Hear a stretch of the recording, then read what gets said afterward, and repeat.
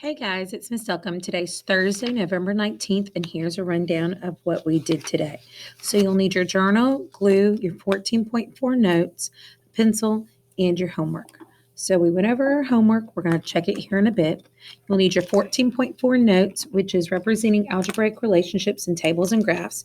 And then I'm going to start you and show you how to do your Google form, which is your homework for tonight. Okay, so I'm going to go ahead and bring up 14.3 homework. So number 1 says write an equation to express y in terms of x. Use the equation to complete the table. So we kind of worked over these yesterday. So how did I go from 1 to 7, 2 to 14? Look for the pattern. What's the rule? Well, multiplying by 7, so that would be 35. Under 5 would be 35 because 5 times 7 is 35. So my equation in terms of x and y is equal to 7x. And you're going to put that 7 first, the coefficient first, and then your variable. All right. Here we have 2, -3, 3, -2, 4, -1, 5, 0. Okay, so I know I'm reducing. I'm getting smaller. Okay, so 5 minus 5 gives me 0.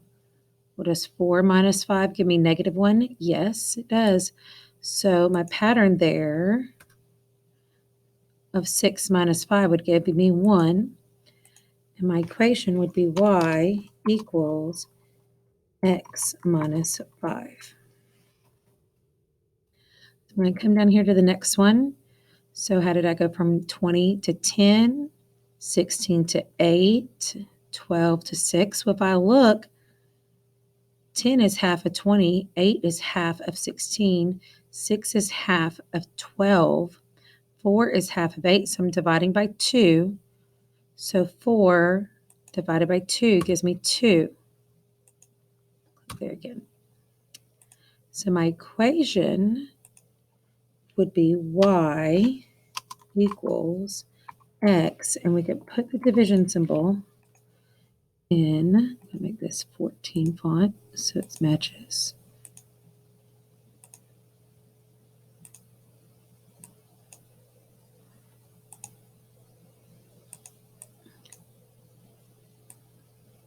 Divided by 2.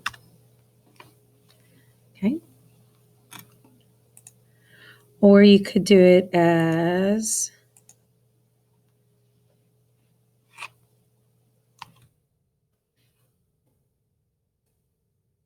x divided by 2. Here we go. Let me see if I can make this work. Equals y. Equals. This is another way you could have written it as well. Oops. Change this to darker color so you can see it. Y equals x over 2, which is the same as dividing. So looking at my last table here, 7 to 11, 8 to 12, 9 to 13, 10 to 14. Well, 10 plus 4 gives me 14. Does 9 plus 4 give me 13? Yeah. Does 8 plus 4 give me 12? Yes. So my pattern is I'm adding 4, so that would be a 15. So my equation would be y equals x plus 4. Okay. All right, looking at this next question here. Henry records how many days he rides his bike and how far he rides each week. He rides the same distance each time. He rode 18 miles in 3 days, 24 miles in 4 days, 42 miles in 7 days. Write and solve an equation to find out how far he rides his bike. So we're going to complete the table here because we have this given information. Now, on 4 days, he rode 24 miles. 7 days, he rode 42 miles. So instead of x and y, we have d and m. So equation relating d and m is, well, to figure out the miles, which is the m, I need to take the d, which is the days, figure out what I did. So 3 times 6 gives me 18. Well, 4 times 6 gives me 24. 7 times 6 gives me 42. So it'd be taking my days and multiplying by 6, making this 60 days. So in 10 days, he would have ridden 60 miles. Not 60 miles. I think I said days, but you knew what I was talking about. Okay, number 6. When Cabrini is 6, Nico's is 2. When Cabrini is 10, Nico's is 6. When Cabrini is 16, Nico's will be 12. When Cabrini is 21, Nico's will be 17.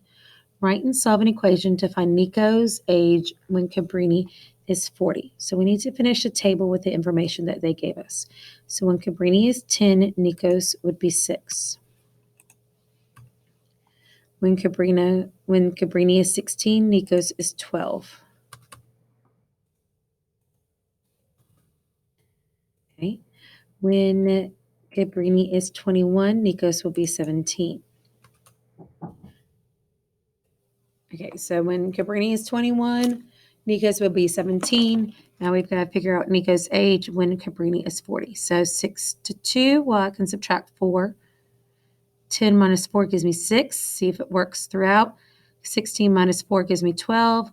21 minus 4 gives me 17. So 40 minus 4 would give me 36. So equations relating x and y. So y is Nico's age equals, sometimes Kimmy does not like me, equals, well, what did I do to x to get y? I took x and I minus 4. So Cabrini is 40, Nico's will be 36 years old. Okay, so that's our homework. Make sure that you get that done. Period. Okay. So let's get to our notes. I'm going to minimize my screen, open up my flex cam, my hover cam.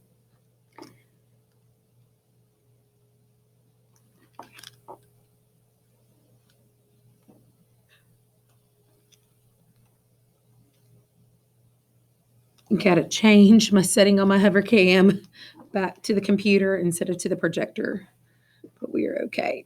I'm going to lock it in place. So today is 11/19/2020. All right, and we're going to talk about algebraic relationships and tables and graphs. So one thing I want you to remember to ask yourself, just like we did yesterday, is that one question. What did I do to x to get y?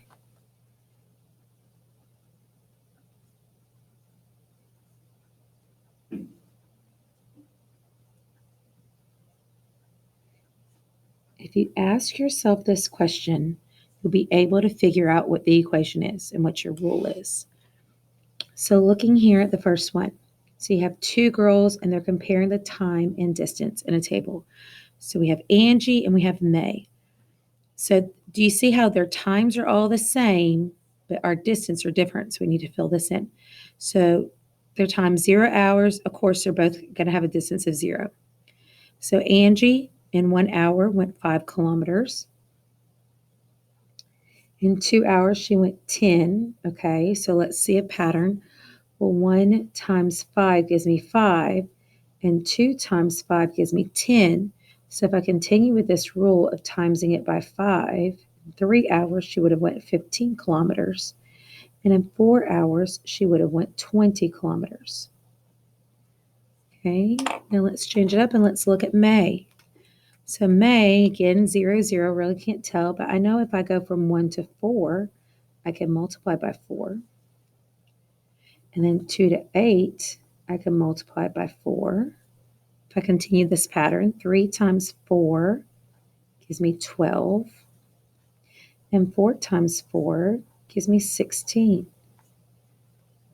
So I continue this pattern. So my rule is to find y, I have to take 4 times x. So y equals 4x. For Angie's, well, to find y, which is the distance, I take 5 and times it by my time, which would be x. All right. So now what I'm going to do is we kind of started this yesterday. So I'm taking this table. I'm going to make ordered pairs out of both of them, and then I'm going to graph them. Okay, so I'm going to make ordered pairs. So I'm going to start over here with Angie. I have X and I have Y. I'm going to make an ordered pair. So it's 0, 0. Okay, 1 and 5, 2 and 10, 3 and 15, and 4 and 20. Okay, so I made my order pairs to help me graph it. So now I'm going to go and do the same thing for May, just so I can see it. So again, I have my X and my Y. I start at 0, 0, 1, 4, 2, 8, 3, 12, and 4 and 16. Now I'm going to graph them. So if you look at Angie's, I'm zooming in real closely for one reason, because they don't have a spot for 5. You have to go in between the lines, which is fine. So here I'm at Angie, and I'm going to start my first ones at 0, 0. I'm going to go over to 1 and up to 5. So it's right about here. It's between 4 and 6. All right, I go over to 2 and up to 10. Oh, that's on the line, so I don't have to worry about that. Okay, I go over to 3 up to 15. So 15 is right here. Let's see, hold on, 3. The lines are real faded, so it's kind of hard to see. So right about there between 14 and 16, and then 4 over 4 up 20. It's right there. Then I'm going to connect the dots by drawing a line, and I need to make sure that at the end of my line I have an arrowhead to show that it's continuing on. It can continue on. This function can continue on. Okay, now I'm going to come over here to May. May's is a little more easier because they do end up on an intersecting lines. So 0, 0, over 1 up 4, over 2 up 8. There's 8. Over 3 up 12. And over 4 and up 16. Okay, I'm going to graph my points, graphed them. Now I'm going to draw a line, connecting them, drawing my arrow. So now I'm just going to kind of analyze. Let's look. Who would be the faster runner here if you're looking at them? Angie or May? Okay, just looking at them and looking at the steepness of the slope. Think about the steepness. So which one would be faster going down? May's or Angie's. Angie's would be faster going down. She would have a better, her slope is steeper, making her faster. But even look, in 4 hours, Angie covered 20 kilometers while May only covered 6. So it took her, in the same amount of time, she covered more kilometers. So therefore, she would be the faster one. Angie would be.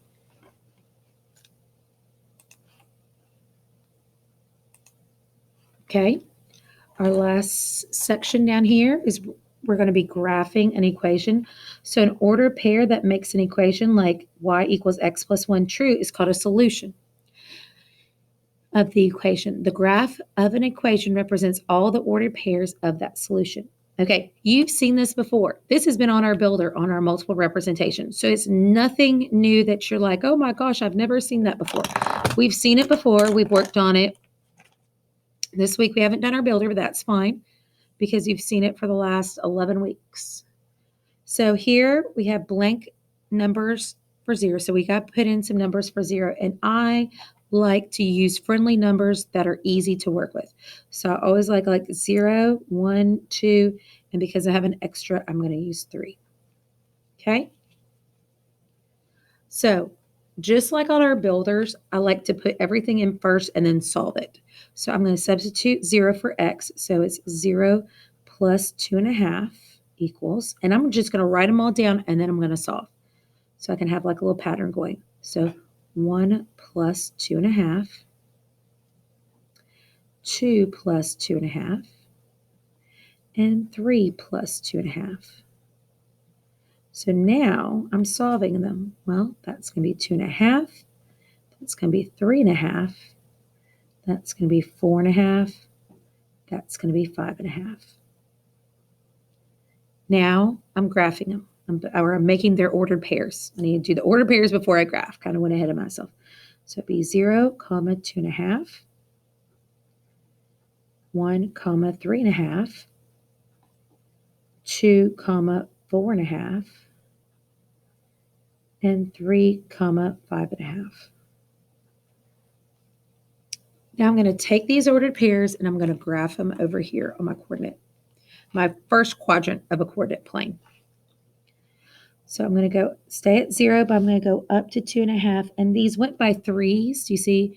I'm sorry, they went by 1s. So it's like 1, 2, 3. So there's 3, there's 2. So 2.5 is going to fall right there. Over to 1, up to 3.5. So there's 3, there's 3.5. Over to 2, up to 4.5. And over to 3, and then up to 5.5. So when all my points are plotted, I'm going to take my straight edge and draw my line here, show my function, and I draw an arrow at the end. Okay? The last thing I want us to put in, because this is going to be helpful, especially when we get to our Google Forms, so I want you to turn your page over, and I want you to just draw a large first quadrant, okay? And that's easy to draw because you just draw a big L. And on the end of the L, let's put some arrows because we know it's going to be the first quadrant. And we're going to label some stuff. Okay, so down here, this is your x-axis, which is your horizontal axis. So your x-axis runs horizontal. Here's your y-axis. Your y-axis runs vertical.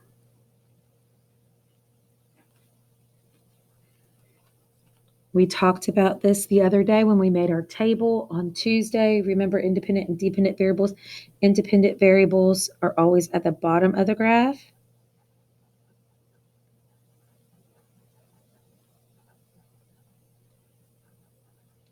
While dependent variables are always on the side or always on the vertical axis of the graph.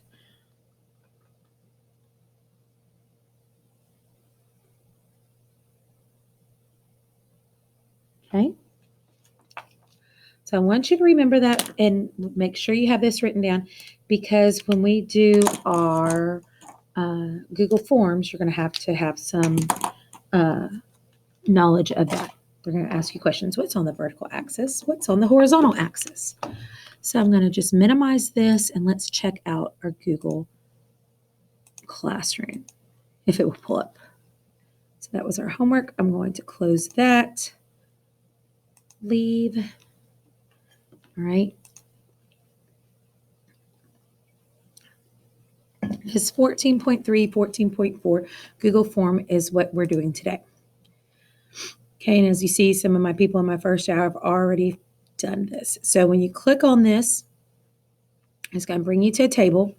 It's going to bring you to a Google Form, and it will already gather your email address. Okay, so you need to type in your first name, your last name, first name, and your class period that you have. So this is just a test subject test, sample, and homeroom. You drop it down as to have homeroom, middle block, and you can't really see, but it's last block. I'm going to say homeroom. So next. And it's going to load. And here you have these tables. Okay. A van travels at constant speed. The distance in miles that the van has traveled after X hours is shown in the table below. How far does the van travel each hour? So your answer here just needs to be a number. Don't put a positive or negative, just put the number. What is the independent variable? So think back into our chart. So it's independent. So there's a pull down menu, time, distance, or speed. Well, there's only two answers here, or two choices, so one should not be it. What is your dependent variable? Again, there's a pull down menu. Okay. Is a relationship between an additive or multiplicative? So you have a table, you'll have a graph to look for, and then you'll have answers to choose from the questions. So there's about 6 pages. There's about 4 questions per slide that you have. All right, so that does it for today. Please make sure that you get this tables and graphs for independent and dependent variables done. And I will see you tomorrow. Remember, tomorrow's a breakout game, so please come. And it's also early release, so you need to make sure that you check on your Google Classroom what times we're going to be Zooming. And we will not have student support tomorrow because of the change of the schedule. All right, so take care, and I will see y'all later. Bye.